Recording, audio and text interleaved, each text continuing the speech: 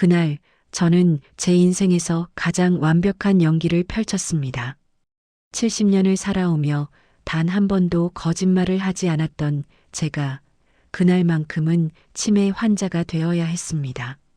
아들을 사랑한다는 이유로 며느리에 가면 뒤에 숨겨진 진짜 얼굴을 보기 위해서 말입니다. 어머니, 저 누군지 아세요?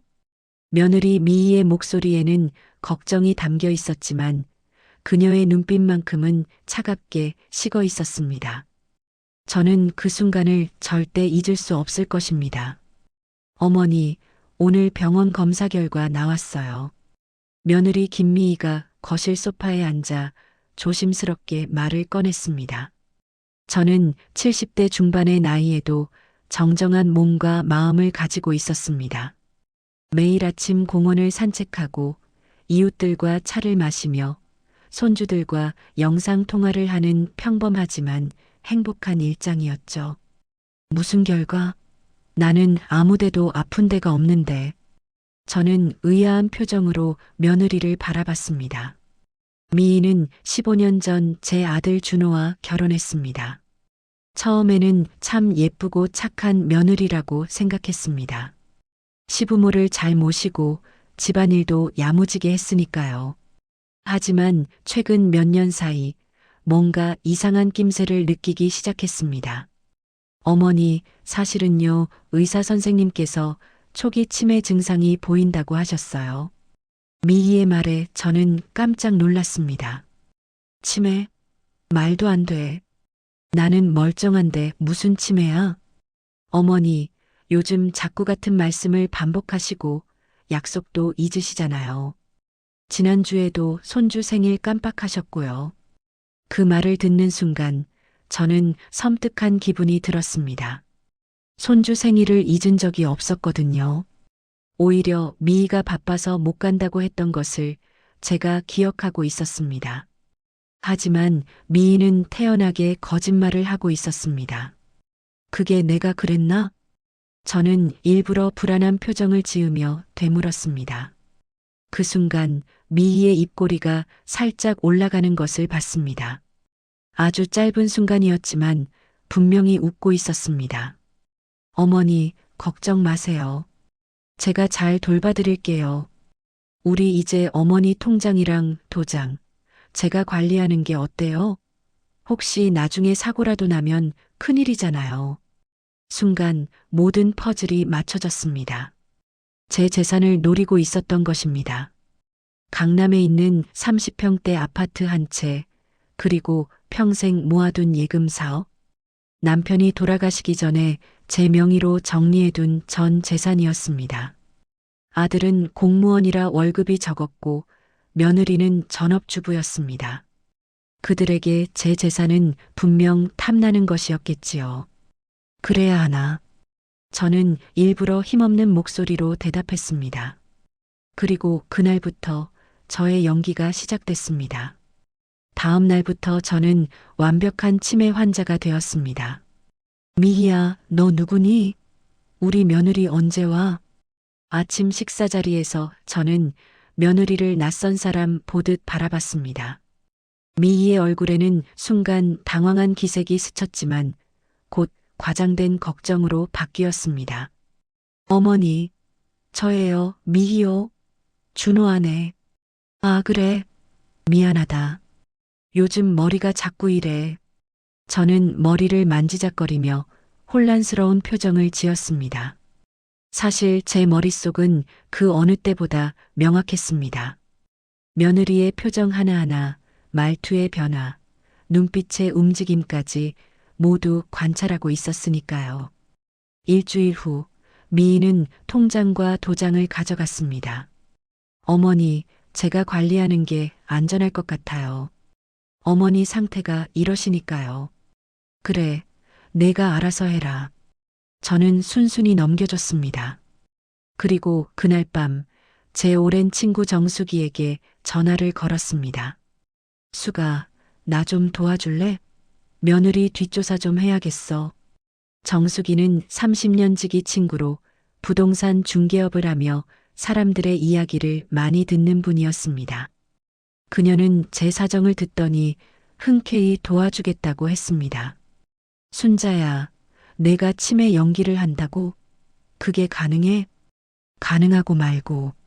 나 젊었을 때 연극반이었어. 이 정도는 문제 없어. 우리는 계획을 세웠습니다.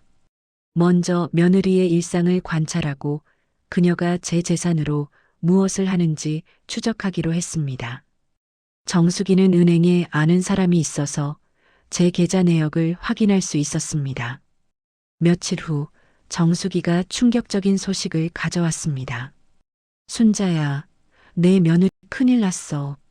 내 돈으로 주식을 사고 있더라.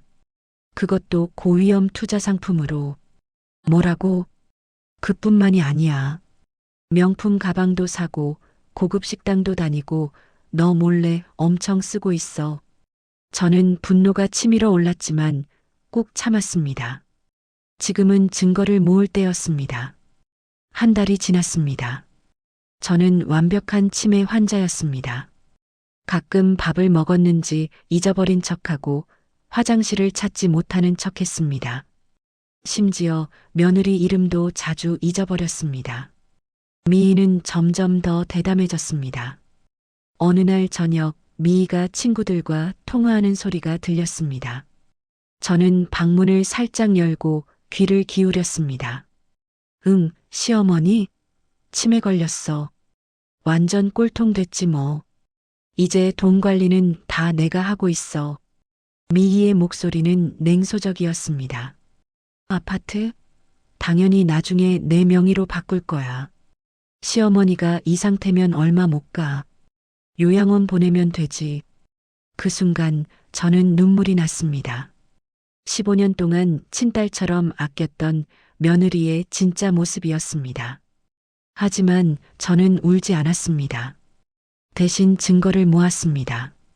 정수기의 도움으로 은행 거래 내역, 며느리의 명품 구매 영수증, 고급 레스토랑 결제 내역까지 모두 확보했습니다. 그리고 결정적으로 미희가 제 도장을 위조해서 아파트 명의를 바꾸려 한 시도까지 포착했습니다. 순자야, 이제 그만 끝내자. 내가 너무 힘들어 보여. 정수기가 걱정스럽게 말했습니다. 하지만 저는 마지막 한 방을 준비하고 있었습니다. 아니야, 수가. 아직 끝나지 않았어. 며느리뿐만 아니라 아들도 알아야 해. 내 아들이 이 사실을 모르고 있으니까. 그날은 제 생일이었습니다. 며느리 미희는 아들 준호와 함께 작은 케이크를 사왔습니다. 저는 침대에 누워 멍하니 천장을 바라보고 있었습니다. 어머니, 생신 축하드려요. 미희의 목소리는 여전히 다정했습니다. 하지만 저는 그 가면 뒤에 숨겨진 진짜 얼굴을 알고 있었습니다. 고맙구나. 저는 힘없이 대답했습니다. 그리고 그때 초인종이 울렸습니다. 누구지? 아들 준호가 현관으로 나갔습니다. 문이 열리자 정수기와 함께 변호사 한 분이 들어왔습니다. 그리고 경찰관도 2명 함께였습니다. 무슨 일이세요? 준호가 당황해서 물었습니다. 저는 천천히 침대에서 일어났습니다. 그리고 멍한 표정을 지우고 또렷한 목소리로 말했습니다. 준호야, 미희야. 이제 연기는 그만해야겠구나. 순간 거실이 조용해졌습니다. 미희의 얼굴이 새하얗게 변했습니다. 어머니? 나 치매 아니야. 한 번도 치매에 걸린 적 없어. 뭐라고요? 미희가 당황해서 뒤로 물러섰습니다. 저는 차분하게 말을 이었습니다. 한 달 전 내가 나보고 치매 걸렸다고 거짓말했을 때부터 알았어. 넌 내 재산을 노리고 있었지. 그래서 나도 연기를 했어. 내 본색을 확인하기 위해서. 준호가 어리둥절한 표정으로 저와 미희를 번갈아 봤습니다. 엄마, 무슨 말씀이세요? 준호야, 내 아내를 봐. 지난 한 달 동안 내 돈 1억 2천을 빼돌렸어. 주식, 명품, 고급 레스토랑 모두 내 돈으로 한 거야. 변호사가 서류 봉투를 꺼냈습니다. 이순자 어르신께서 의뢰하신 조사 결과입니다. 김미애 씨의 모든 거래 내역과 불법 행위가 기록되어 있습니다. 미희는 더 이상 변명하지 못했습니다. 그녀의 얼굴은 분노와 당황으로 일그러져 있었습니다. 저는 그냥 어머니를 위해서. 거짓말하지 마. 난 다 들었어. 내가 친구들한테 한 말, 나를 요양원에 보내려던 계획, 아파트 명의를 바꾸려던 시도까지 전부 다. 경찰관이 한 걸음 앞으로 나왔습니다. 김미애 씨 횡령 및 문서 위조 혐의로 조사받으실 필요가 있습니다. 준호는 그 자리에서 무너졌습니다. 미희야, 이게 정말이야? 내가 정말 그런 짓을 했어? 아들의 목소리는 떨리고 있었습니다. 미희는 울음을 터뜨렸지만 그것조차 진심인지 의심스러웠습니다. 준호 오빠, 나는 우리 미래를 위해서. 미래? 우리 엄마 돈 훔쳐서 명품 사는 게 미래야? 준호의 목소리에는 분노가 가득했습니다. 저는 조용히 아들의 어깨에 손을 올렸습니다. 준호야, 진정해. 이제 끝났어. 며칠 후 미희는 횡령과 문서 위조 혐의로 기소되었습니다. 준호는 이혼을 결심했습니다. 제 마음도 아팠지만 이것이 옳은 일이라고 생각했습니다. 엄마, 죄송해요. 제가 미희를 제대로 못 봤어요. 준호가 눈물을 흘리며 사과했습니다. 저는 아들의 손을 잡았습니다. 아니야, 준호야. 넌 잘못한 게 없어. 사람의 본성은 쉽게 보이지 않는 법이야. 나도 15년이 걸렸으니까. 그래도 엄마를 이렇게 힘들게 하다니. 힘든 건 아니었어. 오히려 내가 아직 정신이 멀쩡하다는 걸 확인한 시간이었으니까. 저는 빙그레 웃었습니다. 6개월이 지났습니다. 미희는 집행유예를 선고받고 준호와 이혼했습니다. 빼돌렸던 돈은 모두 돌려받았습니다. 준호는 지금 새로운 사람을 만나고 있습니다. 이번에는 제가 직접 만나서 사람 됨됨이를 확인했습니다. 괜찮은 사람이었습니다. 저는 여전히 강남 아파트에 살고 있습니다. 매일 아침 공원을 산책하고 정수기와 차를 마시며 손주들과 영상통화를 합니다. 그리고 가끔 준호에게 말합니다. 준호야, 사람을 볼 때는 평소 모습만 보지 말고 위기 상황에서 어떻게 행동하는지 봐야 해. 그게 진짜 모습이니까. 네, 엄마. 이번에 뼈저리게 배웠어요. 70대 중반의 나이에 저는 인생의 또 다른 교훈을 얻었습니다. 사람은 변할 수 있습니다. 하지만 진짜 모습은 결국 드러나게 되어 있습니다. 그리고 그 진실 앞에서 우리는 용기를 내어 맞서야 합니다. 나이가 들었다고 해서, 아프다고 해서, 약하다고 무시당해서는 안 됩니다. 저는 오늘도 공원을 걷습니다. 햇살이 따스합니다. 그리고 저는 여전히 멀쩡합니다. 여러분, 이 이야기는 단순한 복수담이 아닙니다. 나이가 들었다고 해서, 겉으로 약해 보인다고 해서 우리를 함부로 대해서는 안 된다는 교훈입니다. 70대 시어머니는 15년간 며느리를 믿고 아꼈지만 결국 진실을 마주해야 했습니다. 하지만 그녀는 포기하지 않았습니다.